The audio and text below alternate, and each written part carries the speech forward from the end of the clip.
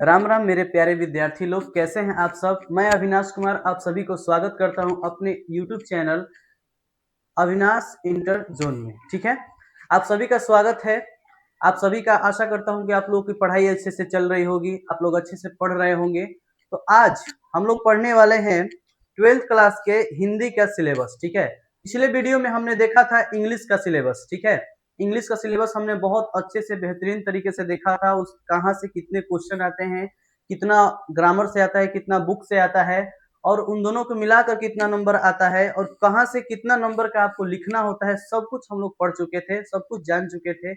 इसके साथ साथ किताब कौन कौन सा पढ़ना है, किताब में आपको कहाँ पढ़ना है, ठीक है, कितना लेसन है, उसमें से कौन गद्य खंड है, मतलब कौन प्रोज सेक्शन है, कौन पोएट्री सेक्शन है, इंग्लिश में सब कुछ हम लोग पढ़ चुके थे। और हर एक चैप्टर को थोड़ा थोड़ा हम लोग जान लिए थे, उसके अंदर में थोड़ा थोड़ा आउटलाइन की तरह हम लोग समझ चुके थे। तो इस वीडियो में भी बिल्कुल वैसे ही हम लोग पढ़ेंगे, एकदम बढ़िया से बेहतरीन तरीके से।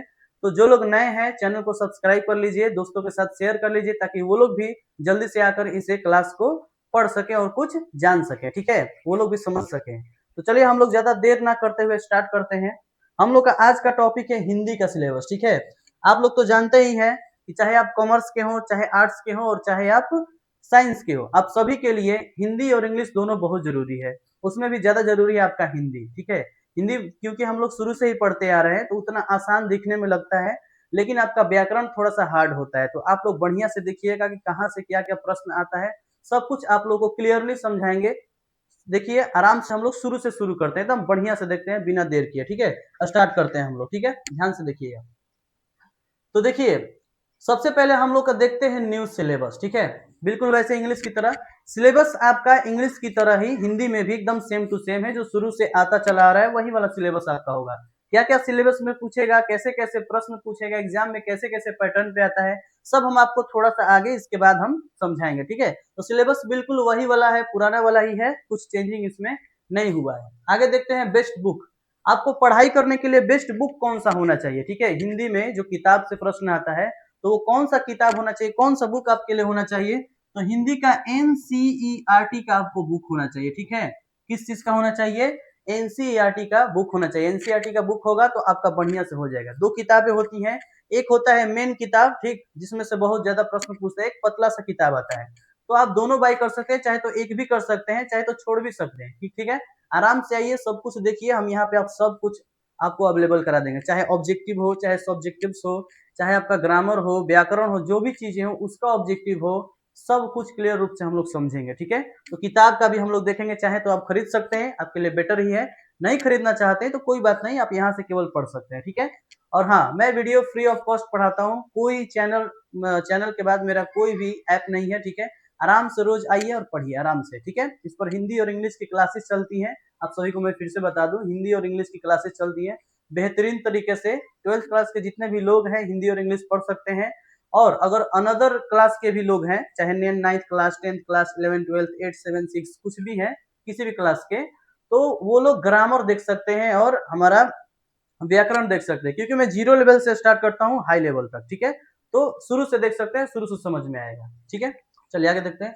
तो बुक हम लोग का क्या हो जाएगा, एनसीईआरटी बुक हो जाएगा, सिलेबस वही है। स्टडी प्लान मैं फिर से बताता हूँ, स्टडी प्लान आपका वही होना चाहिए, अपने माइंड के अनुसार, अपने समय के अनुसार आप अपना स्टडी प्लान बनाइए कि इतना से इतना हमें पढ़ना है। अपना रूटीन आपको खुद बनाना पड़ेगा। ठीक है, क्योंकि हमें नहीं पता आपको सुबह में काम होता है कि शाम में काम होता है कि दोपहर में काम रहता है। अपने काम को भी देखते हुए आपको अपने पढ़ाई का रूटीन बनाना चाहिए। बस उसमें कंसिस्टेंटी रखिए, मतलब रोज आपको पढ़ना है बढ़िया से। थोड़ा थोड़ा ही पढ़ेंगे लेकिन रोज पढ़ेंगे, छोड़ना नहीं। यही नहीं कि आज पढ़ रहे हैं फिर 3 दिन बाद पढ़ रहे हैं। तो ध्यान रखिएगा, ये 10th क्लास नहीं है, ये 12th क्लास है। ठीक है, 10th क्लास में आप नहीं भी पढ़ते थे तो 3 से 4 महीने में सब कवर कर सकते थे, लेकिन ये 12th क्लास है, सिलेबस बहुत ज्यादा होता है। ठीक है, तो बच्चों ध्यान दीजिए। तो स्टडी प्लान आप लोग खुद से बना सकते हैं, अच्छे से बनाइएगा। ठीक है, ध्यान देकर, लेकिन हाँ रोज पढ़ने वाला। ठीक है, कंसिस्टेंसी रखिएगा। कैसे 90% स्कोर करें, 90% स्कोर करने का मेन एक ही आपका तरीका है, आप रोज अच्छे से पढ़ेंगे, रोज रोज ही स्टडी करेंगे। ऐसा नहीं कि एक दिन कर रहे हैं 2 दिन नहीं कर रहे हैं, ऐसा नहीं करना है, रोज करना है। अच्छे से बराबर ध्यान देना है सारे सब्जेक्ट्स पर, केवल हिंदी इंग्लिश मैथ पे नहीं, फिजिक्स केमिस्ट्री बायो सब सब्जेक्ट पर आपको बराबर ध्यान देना पड़ेगा, तब आपका 95% आएगा। और इसमें आप देखेंगे तो आपका 100/100 हम लाने की पूरी कोशिश करेंगे कि आपका 100/100 100 आ जाए। पहले लोग 95% लाते थे, अब बदल गया है ट्रेंड, ठीक है। अब 100 में 100 लाना है, 100 में 99 लाना है, ऐसे लाना है, ठीक है, ऐसे नंबर लाना है। तो एकदम बढ़िया से देखिएगा, एक चीज मैं छोड़ने नहीं दूंगा, ठीक है, सब कुछ हम लोग कवर करेंगे। तो 90% आपको लाना है, तो सबसे पहले आप कंसिस्टेंसी रखिए और बढ़िया से हर एक सब्जेक्ट पर बराबर ध्यान दीजिए, तब आपका 95 प्लस आएगा, ठीक है, परसेंट आएगा। चलिए आगे देखते हैं। तो ये रहा हम लोग का थोड़ा सा। तो चलिए अपने हनुमान जी का आशीर्वाद ले लेते हैं हम लोग, ठीक है। आप लोग भी आशीर्वाद वो बनाए रखें, ठीक है। आप भी एकदम मजबूती से शक्ति के साथ आगे बढ़ते रहिए, ठीक है। चैनल पर नए हैं तो चैनल को सब्सक्राइब कर लीजिएगा। आगे देखिए, चलिए सिलेबस देखते हैं थोड़ा सा, ठीक है, सिलेबस क्या होता है। तो ये हम लोग का हिंदी है, ठीक है। 100 में 100 आता है ना जी।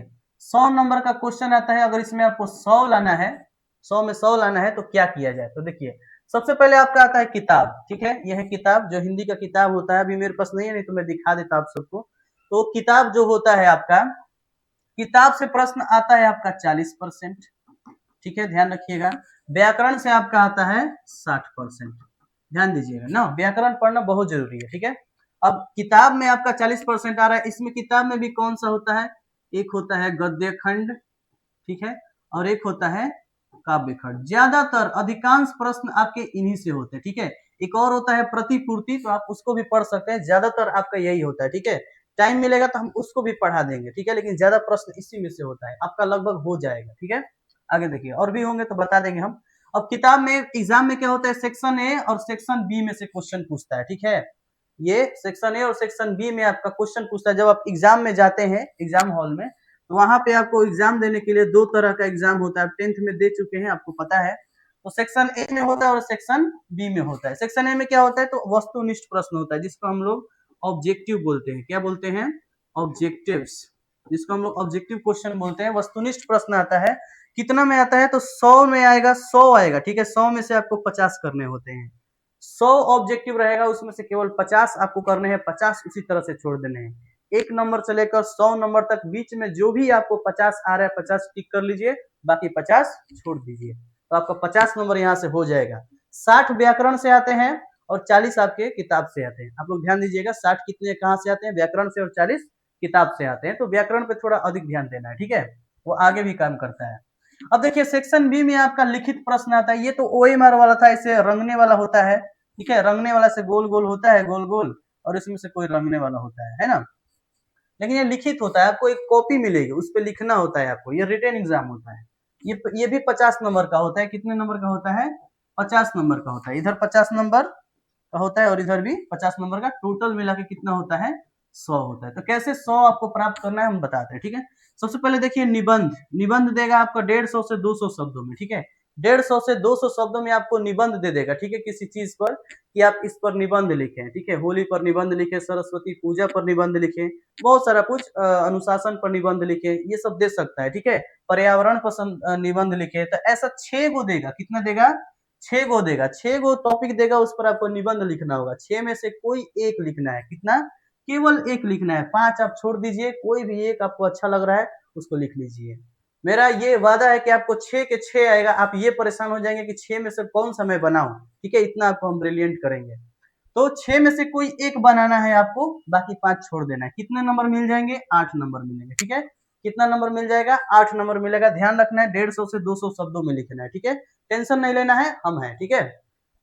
आगे देखिए, सप्रसंग व्याख्या करने वाला आएगा, 4 आएगा, ठीक है। 4 में से 4 आएगा आपका सप्रसंग व्याख्या। व्याख्या का मतलब होता है, अब थोड़ा सा क्लियर दिखने लगा नहीं अभी थोड़ा सा लाइट मैंने स्टार्ट नहीं किया था। देखिए, व्याख्या का मतलब होता है कि कोई भी आपको लाइन दे देगा, जैसे कविता दे देगा, ठीक है, कविता का लाइन, और उसको आपको एकदम बढ़िया से विस्तार के रूप में विस्तार करके लिखना है, उसको व्याख्या कहते हैं, ठीक है। कैसे किया जाता है ये हम बता देंगे, ठीक है। 4 में से आपको 2 नंबर, ठीक है। 4 में से कितने नंबर करने हैं, कि 4 में से कितने बनाने हैं आपके, तो 2 बनाने हैं। 4 में से 2 बनाने हैं, 2 को बना देंगे, 2 को छोड़ देंगे, कितना नंबर का हो जाएगा, 8 नंबर का। यहाँ भी 8 नंबर यहाँ और 8 नंबर यहाँ हो जाएगा। ठीक है, समझ में आ रहा है। आगे देखिए, फिर आपका आवेदन पत्र आएगा, ठीक है, आवेदन पत्र, और या केवल पत्र आएगा। एक आवेदन आता है प्रधानाध्यापक के पास, और एक पत्र आता है कि अपने पिताजी के पास क्या लिखो, पत्र लिखो, चिट्ठी लिखो, ठीक है। या तो आवेदन लिखिए या तो पत्र लिखिए, दोनों में से कोई एक लिख लेंगे तो कितने नंबर का आएगा, 5 नंबर का आएगा, ठीक है। कितना मिल जाएगा आपको, 5 मार्क्स मिल जाएगा। समझ में आ रहा है, आप जोड़ते रहिए, 8 8 और 5 जोड़ते रहिए। आगे देखिए, फिर आपका प्रश्न उत्तर आता है, क्वेश्चन आंसर कितना, लघु उत्तरीय प्रश्न वाला, ठीक है। लघु उत्तरीय प्रश्न मतलब छोटा छोटा प्रश्न आता है 2 नंबर वाला, ठीक है। इसमें से आपको 10 प्रश्न रहेंगे, उसमें से आपको कितने करने हैं, 5 करने हैं, केवल 5 छोड़ देने हैं, 5 करने हैं, ठीक है। तो 5 करेंगे तो प्रत्येक क्वेश्चन 2-2 नंबर का होता है, तो 5 गुना कितना होता है, 10 नंबर। आपको कितना यहाँ पे मिल जाएगा, 10 नंबर मिल जाएगा। समझ में आ रहा है?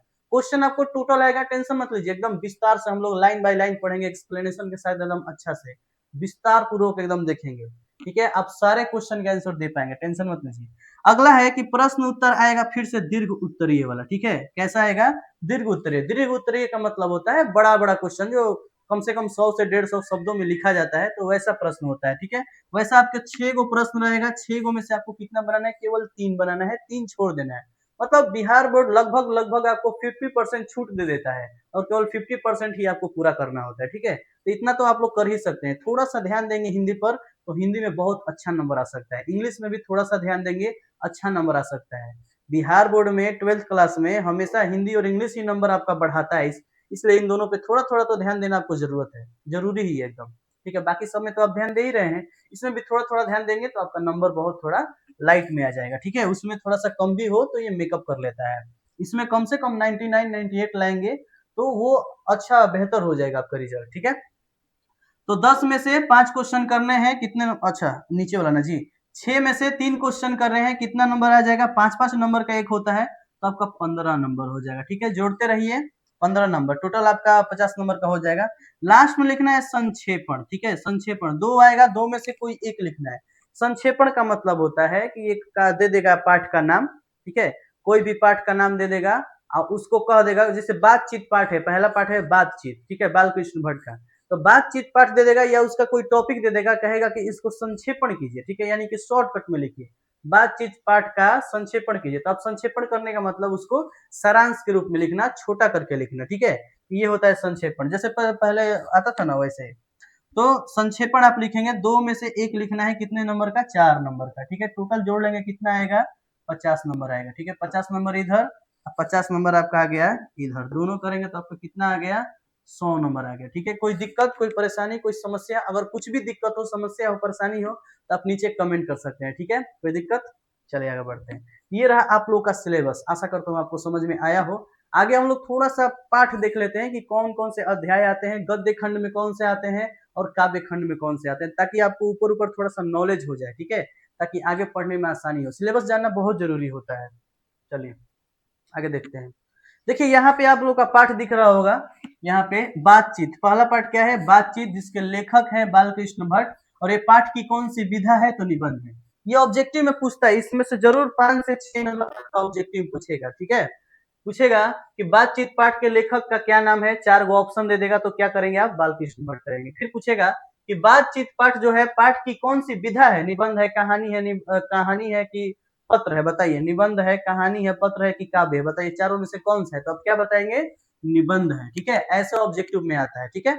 अब देखिए इस पाठ में जो बालकृष्ण भट्ट है, बातचीत की विशेषता के बारे में बताते हैं कि अगर सृष्टि में बातचीत नहीं होता तो सृष्टि पूरा गूंगा जैसा लगता कि गूंगी सृष्टि है, कोई अपने भावनाओं को बोलकर व्यक्त नहीं करता। अब हम जैसे आपसे बोल रहे हैं, ठीक है, बोल रहे हैं, आपको एकदम आराम से समझ में आ रहा है। अब बातचीत नहीं होता तो हम इशारे में बोलते, कुछ समझ में आता, नहीं समझ में आता है ना। तो उस चीज के बारे में बताते हैं कि बातचीत जो है एक बड़ा ही शक्ति है, एक अलग प्रकार की शक्ति है, वाक शक्ति है, जो हम लोग को भगवान ने दिया है, ठीक है। इसके बारे में बढ़िया से विस्तार से पढ़ेंगे चैप्टर में। इसके लेखक है बालकृष्ण भट्ट। दूसरा है उसने कहा था, ठीक है, बड़ा ही मजेदार ये कहानी है, जिसके लेखक है चंद्रधर शर्मा गुलेरी, ठीक है। ये एक कहानी है, इस कहानी में बड़े ही अच्छे अच्छे कैरेक्टर बनाए गए हैं, बहुत अच्छा लगता है पढ़ने में। आप लोग भी पढ़ेंगे, विस्तार से हम पढ़ाएंगे, ठीक है। इसमें कुछ सिपाही लोग होते हैं, उनके बारे में बताया जाता है, जैसे कि सूबेदार होता है हजारा सिंह, फिर लहना सिंह होता है, मेन यहाँ का लहना सिंह ही है, ठीक है। प्रेम और बलिदान का कहानी है। लहना सिंह जो होता है अपनी एक लड़की से उससे प्रेम रहता है बचपन में, और फिर वो उसका शादी हो जाता है। फिर अगला दिन क्या, अगले समय में क्या होता है, अगले दृश्य में, कि वे सभी लोग एक ही रेजिमेंट में होते, उसका पति, उसका बेटा और ये लहना सिंह। तो वो हमेशा उसकी बेटे को रक्षा करता है, कैसे कैसे क्या क्या करता है आप लोग देखेंगे, ठीक है, समझिएगा, ठीक है। उसने कहा था कहानी में। आगे देखेंगे हम लोग, तीसरा आपका चैप्टर है संपूर्ण क्रांति, ठीक है। तीसरा क्या है, संपूर्ण क्रांति, लेखक का नाम है जयप्रकाश नारायण। ये एक प्रकार का क्या है, निबंध है, ठीक है, भाषण भी इसको कह सकते हैं। ये जो पाठ है ना, इसमें जो जयप्रकाश नारायण है संपूर्ण क्रांति का एक भाषण देते हैं, ठीक है, बढ़िया से भाषण देते हैं, उसमें समझाते हैं, मतलब संपूर्ण संपूर्ण क्रांति कैसे प्राप्त किया जा सके, इन सब चीजों के बारे में बताते हैं, एकदम बढ़िया से हम लोग विस्तार से पढ़ेंगे, ठीक है। थोड़ा थोड़ा जान लेते हैं। अर्धनारीश्वर पाठ, देखिए अर्धनारीश्वर पाठ जो 4वां नंबर है, उसके लेखक है रामधारी सिंह दिनकर, जिन्हें राष्ट्र कवि भी कहा जाता है, ये एक निबंध है, ठीक है। ध्यान दीजिएगा कि अर्धनारीश्वर पाठ में भगवान शिव और पार्वती के कल्पित रूप का वर्णन किया गया, ठीक है। भगवान शिव आधा होते हैं, एक पोस्टर नहीं देखे आप लोग, आधा में भगवान शिव होते हैं और आधा में पार्वती जी होती है, तो उस पोस्टर के बारे में बताया जाता है। इसमें एकदम बढ़िया बेहतरीन तरीके से समझाया जाता है कि एक पुरुष जो होता है और एक स्त्री जो होता है उसमें अंतर क्यों है, ठीक है। आज के समाज ने अंतर कर दिया है, बल्कि शुरू में ऐसा नहीं होता था, ठीक है। तो उसके बारे में एकदम बेहतर पढ़ेंगे कि पुरुष जो होता है स्त्रियों का गुण लेता है तो वो देवता बन जाता है, और स्त्रियां जब पुरुषों का गुण लेती हैं तो वो राक्षसी बन जाती है। तो ये सब चीजें, ऐसी ऐसी चीजें आपको देखने को मिलेगी, ठीक है। तो इसमें हम लोग पढ़ेंगे। अब अगला पाठ है रोज, ठीक है। अगला पाठ क्या है? रोज। ये शॉर्टकट में हम थोड़ा लिखे हैं, सच्चिदानंद हीरानंद वात्स्यायन अज्ञेय, इनका नाम आप लोग सुने होंगे। ये एक कहानी है रोज, ठीक है। इसमें महिलाओं के बारे में बताया गया है कि कुछ महिलाएं होती हैं शुरू से लेके एकदम अंत तक, सुबह से शाम तक, जब उनका शादी हो जाता है तो सुबह से शाम तक केवल काम धाम में रहती है, रोज एक ही काम करती है। सुबह उठेंगी, खाना बनाएंगी, ठीक है, फिर बर्तन धोएगी, कपड़ा धोएगी, फिर घर साफ करेगी, साफ सफाई करेगी, बस इन्हीं चीजों में, फिर शाम को खाना बनाना, और ऐसे उनका लाइफ खत्म हो जाता है। तो ये रोज रोज एक ही काम, मतलब थोड़ा अजीब लगता है। तो इस पाठ में इन सब चीजों के बारे में बताया गया है, ज्यादा विस्तार से हम लोग पढ़ेंगे, ठीक है। 6 नंबर है एक लेख और एक पत्र, ठीक है। ये सरदार भगत सिंह द्वारा लिखा गया है, वही भगत सिंह, ठीक है, जो फांसी पर लटक गए थे।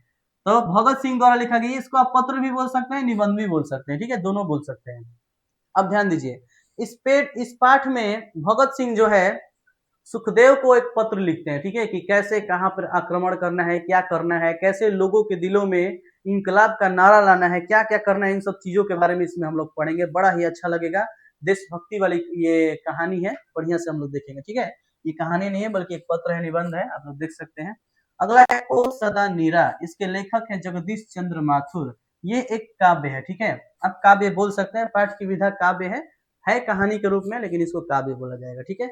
ओ सदा नीरा, सदा नीरा ये नदियों को बोलते हैं, ठीक है। इस पाठ में प्राकृतिक चीजों का वर्णन किया गया है, नदियों के बारे में बताया गया कि नदियां एकदम बहती रहती हैं, अपने मस्त मौला एकदम बढ़िया से बहती रहती है।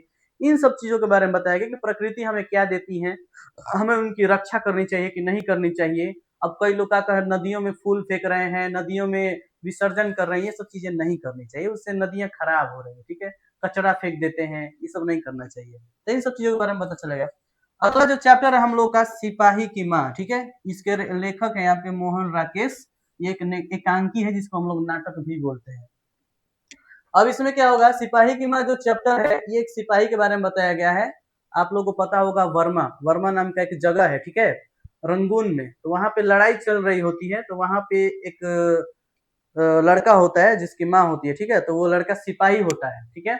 तो वहां से वो, मतलब इतना युद्ध चल रहा है ना कि इसको हमेशा डर रहता है कि कहीं वो मर ना जाए, कहीं ऐसा ना हो जाए, वैसा ना हो जाए। तो एकदम सस्पेंस भरा होता है। लास्ट में क्या होता है इसको जानने के लिए हम लोग इसको बढ़िया से पढ़ेंगे, तभी आप लोगों को पता चलेगा। मुझे पता है लेकिन मैं बताऊंगा नहीं, ठीक है, ताकि सस्पेंस बना रहा है, अच्छा रहेगा।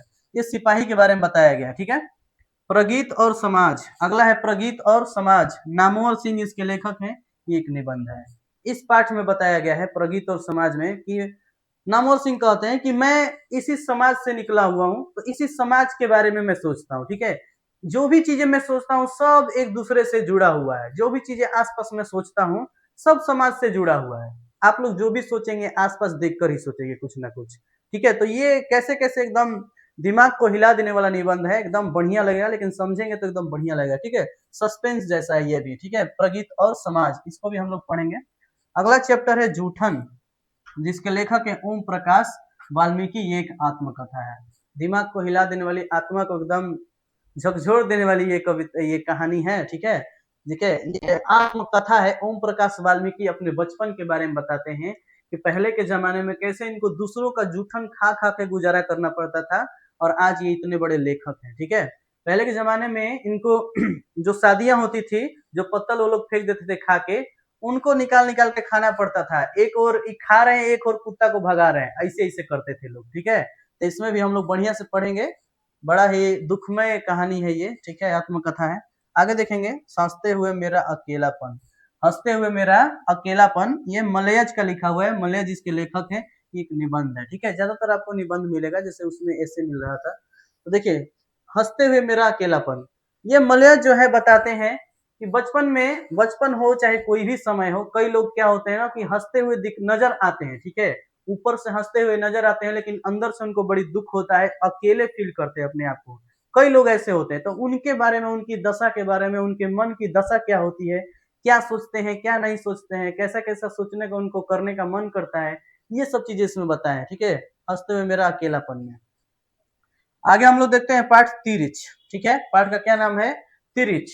ये जो है इन सभी कहानियों में से, इन सभी निबंधों में से सबसे मेन, सबसे महत्वपूर्ण और सबसे मजेदार कहानी है, सबसे आनंदित कहानी है, और ध्यान से देखा जाए तो सबसे बड़ी कहानी है, ठीक है। इसका मतलब रंग ही एकदम अलग है।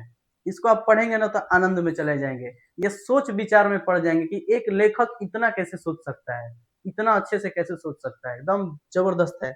इसको पढ़ने में भी थोड़ा सा टाइम लगेगा, ठीक है। तो इसके लेखक हैं उदय प्रकाश, ठीक है। ये एक कहानी है जो कि पढ़ने में बहुत मजेदार है, वेरी वेरी इंपॉर्टेंट सबसे, ठीक है। लास्ट है आप लोगों का शिक्षा, ठीक है, शिक्षा, जे कृष्णमूर्ति, ठीक है, जे कृष्णमूर्ति जी लिखे हैं, ये एक निबंध है, शिक्षा के बारे में बताया गया है। शिक्षा कैसी होनी चाहिए, लोगों को कैसे मिलना चाहिए, बच्चों को कैसे मिलना चाहिए, शिक्षा के बारे में यहाँ पे बताया गया, ठीक है। लास्ट चैप्टर शिक्षा है। चलिए कमेंट कीजिए, अगर आप लोगों को कोई दिक्कत हो, इसमें कोई समझ में नहीं आया हो, तो आप कमेंट कर सकते हैं, बोल सकते हैं हमसे कि सर ये नहीं आया, ठीक है। और अगर आया तो बोल सकते हैं कि सर समझ में आ गया, ठीक है। जो आपको लगे आप कमेंट कीजिएगा, ठीक है, अपने दोस्तों में जरूर शेयर कीजिएगा। अगला देखते हैं, क्योंकि मैंने ये अभी स्टार्ट ही किया है, ठीक है, चैनल अभी मैंने स्टार्ट किया है।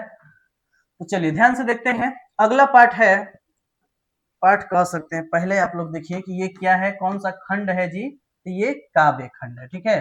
कौन सा खंड है, ये काव्य खंड है। पहले हम लोग गद्य खंड पढ़ रहे थे, गद्य खंड में आपकी कहानियां मिलेंगी, आपका निबंध मिलेगा, एकांकी नाटक मिलेगा, ये सब चीजें मिलती है। काव्य खंड में आपकी केवल कविताएं मिलती है, ठीक है, कविताओं का थोड़ा सा रंग अलग अलग है, लेकिन कविताएं मिलती है। पहला पाठ है कड़बक, ठीक है, मलिक मोहम्मद जायसी द्वारा रचित है।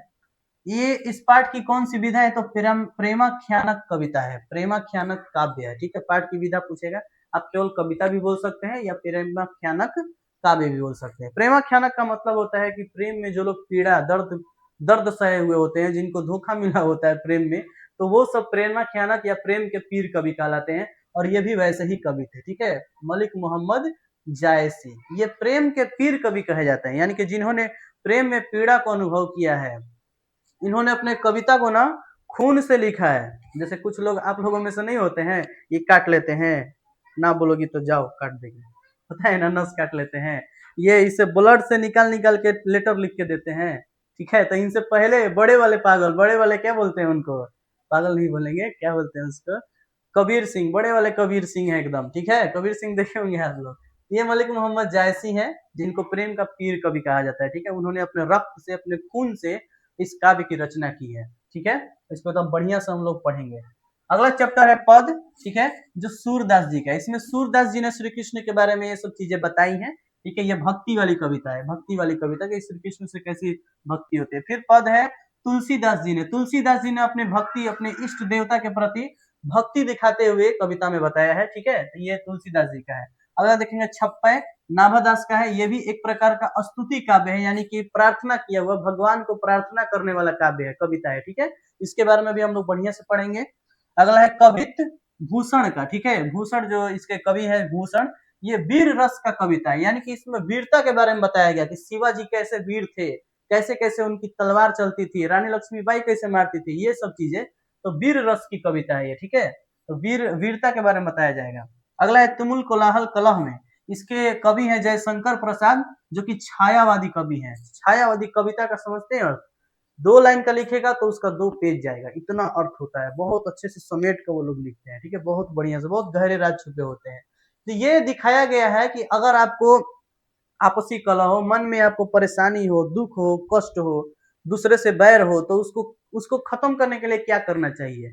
शॉर्टकट में समझे कि फ्रस्ट्रेशन होता है, एंग्जाइटी होता है, या जो लोग एकदम क्या बोलते हैं, नहीं अजीब से हो जाते हैं, उनके मन में अजीब सा हो जाता है, वो एकदम अकेला रहने लगते हैं, लोगों से बातचीत नहीं करते हैं। डिप्रेशन, हाँ डिप्रेशन। डिप्रेशन वाले व्यक्तियों को कैसे बाहर निकलना है, इन कविता को पढ़ेंगे तो आपको समझ में आएगा, ठीक है। इस कविता को अगला है पुत्र वियोग, जो कि सुभद्रा कुमारी चौहान का लिखा हुआ है। ये एक शोक कविता है, ठीक है। अपने पुत्र को एक माँ खो देती है तो उसको कितना दर्द होता है, इन सब चीजों के बारे में इसमें बताया गया है। एक शोक कविता है, ठीक है, यानी कि शोक प्रकट करने वाली कविता, दुख दर्द वाली कविता है पुत्र वियोग, ठीक है। उषा, अगला है उषा। उषा जो है शमशेर बहादुर सिंह द्वारा रचित है, ठीक है, काव्य है, आधुनिक कविता है, यानी कि आजकल की कविता है, आधुनिक कविता है उषा। उषा का मतलब होता है भोर, सुबह का जो सूरज होता है, जो भोर का जो सूरज होता है, उसकी लालिमा देखने में कैसा लगता है, कितनी सुंदरता वैसी होती है, उन सब चीजों के बारे में इस पाठ में पढ़ेंगे, ठीक है। अगला देखते हैं हम लोग, जन जन का चेहरा एक। इसके कवि है गजानन माधव मुक्ति बोध, ठीक है। ये एक प्रगतिवादी कविता है। इस कविता में बताया गया है कि चाहे आप बहुत बड़े पद पे हो, चाहे आप छोटे पद पे हो, चाहे आप अमीर हो, चाहे आप गरीब हो, आप सभी का चेहरा एक ही होगा, ठीक है। आपको सभी के काम करने का जो होता है एक ही होता है। आपको सोचने का शक्ति थोड़ा अलग हो सकता है, लेकिन आपका शरीर जो है वो एक ही चीज से बना होता है, ठीक है। बस आपने उसको बांट दिया है कि हम ये हैं, हम वो है। तो ये सब चीजों के बारे में इसमें बताया जाएगा, व्यक्तियों के बारे में। अगला है अधिनायक। अधिनायक, इसके लेखक हैं रघुवीर सहाय, ठीक है। ये एक व्यंग्य कविता है। व्यंग्य का मतलब होता है कि किसी पे गुस्सा तो आ रहा है, लेकिन गुस्से को ऐसे व्यक्त कर रहे हैं कि लगे कि चलो मीठापन है, ठीक है। मीठा नहीं है, एकदम मीठा मीठा मीठा मीठा बोल के उसको एकदम लजवा रहे हैं। हंसी हंसी में लजवा देते हैं किसी को ना, हंसी हंसी में उसके बारे में गलत बोल देते हैं, हंसी हंसी में उसको व्यंग कहते हैं। तो इसमें क्या है, अधिनायक। अधिनायक मतलब नेता लोग जो होते हैं, हमारे भ्रष्ट नेता लोग जितने भी हैं, आज के समय में लगभग सभी हो रहे हैं। तो ये भ्रष्ट नेता लोगों पे इन्होंने व्यंग कविता लिखा है, ठीक है, कि वो लोग कैसे होते हैं, कहाँ कहाँ कैसे रहते हैं, क्या करते हैं, ठीक है। बहुत गुस्सा आता है मुझे इन लोगों पे, नेता लोग पे। अगला है प्यारे नन्हे बेटों को, ठीक है। अगला चैप्टर है प्यारे नन्हे बेटे को। इसके लेखक है विनोद विनोद कुमार शुक्ल। ये एक कविता है, ठीक है।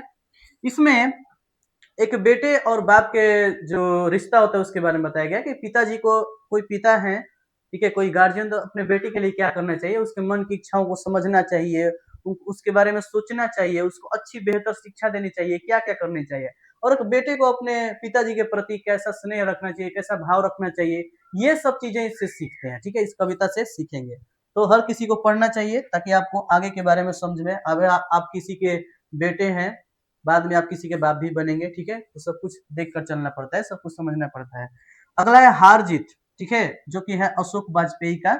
ये गद्य कविता है, ठीक है। लगे कि कहानी है, लेकिन वैसा ही कविता है, गद्य कविता है, ठीक है। पाठ की कौन सी विधा है जी, तो गद्य कविता है। तो हार जीत कहानी में बताया गया है कि जिस तरह आपको जीतना जरूरी है, उसी तरह से आपको हारना भी जरूरी है, ठीक है। बहुत सारे एग्जाम्पल है।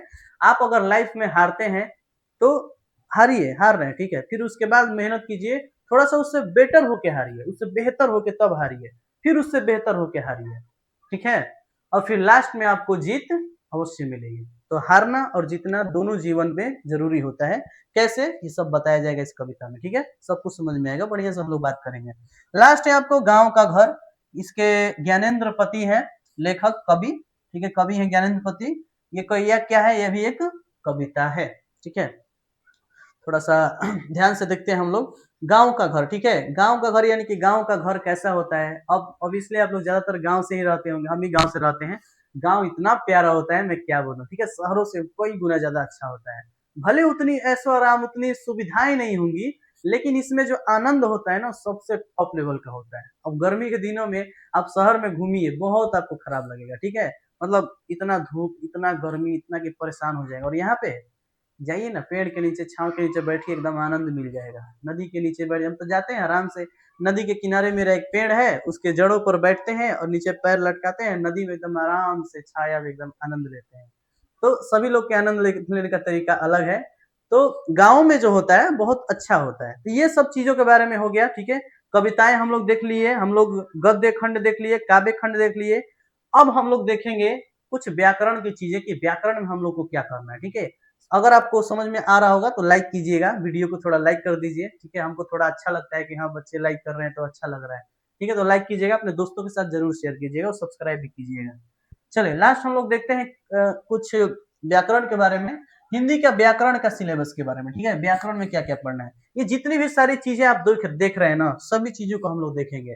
और इससे अलग भी अगर मान लीजिए कुछ दिखता है हमको तो और भी चीजें हम पढ़ेंगे। अगर आपको लगता है कि इससे और अलग कुछ पढ़ना चाहिए तो आप कमेंट कर सकते हैं, ठीक है। बाकी सब चीज वर्ण विचार शब्द विचार संज्ञा विशेषण क्रिया वचन लिंग पुरुष कारक काल संधि समास निबंध लेखन पत्र लेखन उपसर्ग प्रत्यय, फिर इधर पर्यायवाची शब्द विपरीतार्थक शब्द अनेक शब्दों के लिए एक शब्द वाक्य और शुद्धियां अलंकार मुहावरे और लोकोक्तियां, ये सारी चीजें आपके एग्जाम में ज्यादातर आएंगी, ठीक है। ज्यादातर यही चीजें पूछती हैं, लगभग 90% 95% यही पूछती है, ठीक है। अगर कुछ भी छूट रहा होगा, हमको तो लगता है 100% 99% पूछ रहा है, ठीक है, लेकिन मान लीजिए और भी कुछ होगा तो हम आपको बता देंगे, ठीक है। तो ये रहा आप लोग का सिलेबस, एकदम फुल बढ़िया से नॉर्मल तरीके से अच्छे से हमने आपको समझा दिया। आशा करते हैं आप सभी को एकदम बढ़िया से समझ में आ रहा होगा। यूट्यूब का जर्नी मेरा अभी स्टार्ट ही हुआ है, तो सभी लोग मेरे से भी जुड़ के एकदम चलिए, एकदम शांति से एकदम बढ़िया से साथ मिलकर हम लोग चलेंगे, पढ़ेंगे, सीखेंगे और आगे बढ़ेंगे। और ध्यान दीजिएगा, एक चीज ध्यान रखिएगा कि पढ़ने के लिए आप लोग आए हैं तो ये मत सोचिए कि केवल एग्जाम के लिए पढ़ रहे हैं, इन सभी चीजों को अपने जीवन में भी शामिल करना चाहिए, ठीक है। अपने निजी जीवन में इन सभी चीजों का प्रयोग करें, तब अच्छा लगता है, ऐसा लगता है तब कि आपकी शिक्षा जो है पूर्ण हो रही है, ठीक है। शिक्षा को अपने जीवन में यूज करना चाहिए, ठीक है, तो यूज कीजिए, केवल एग्जाम के लिए मत पढ़िए, एकदम समझिए, रटिए मत, समझिए। तो इसको लाइक कर लीजिए एक बार, लास्ट में हम लोग बोल देते हैं, ठीक है, इसको लाइक कर लीजिए, अपने दोस्तों में शेयर कर लीजिए, अगर आपको कोई दिक्कत डाउट आता है तो कमेंट कीजिए, और मेन बात आप सब्सक्राइब जरूर कीजिए, सभी लोग सब्सक्राइब करके बेल आइकन में दबा देंगे, तभी मैं जो भी वीडियो डालूंगा तो आपके पास सबसे पहले आ जाएगा, ठीक है। जो लोग सब्सक्राइब करेंगे उनके पास पहले आ जाएगा। तो मिलते हैं हम लोग फिर से नेक्स्ट क्लास में, ठीक है। आज के लिए इतना ही क्लास रखते हैं, अगले दिन से हम लोग लेसन 1 पढ़ेंगे, इंग्लिश से स्टार्ट करेंगे, फिर उसके बाद हिंदी पढ़ेंगे, ठीक है। एक बार इंग्लिश तो एक बार हिंदी, ऐसे पढ़ते चलेंगे, ऑब्जेक्टिव सब्जेक्टिव अपना करते चलेंगे। तो अच्छे से स्वस्थ रहिए, मस्त रहिए, अपने जीवन में एकदम पढ़ाई करते रहिए, एकदम अच्छे से रहिए, ठीक है। मिलते हैं हम नेक्स्ट क्लास में। जय हिंद।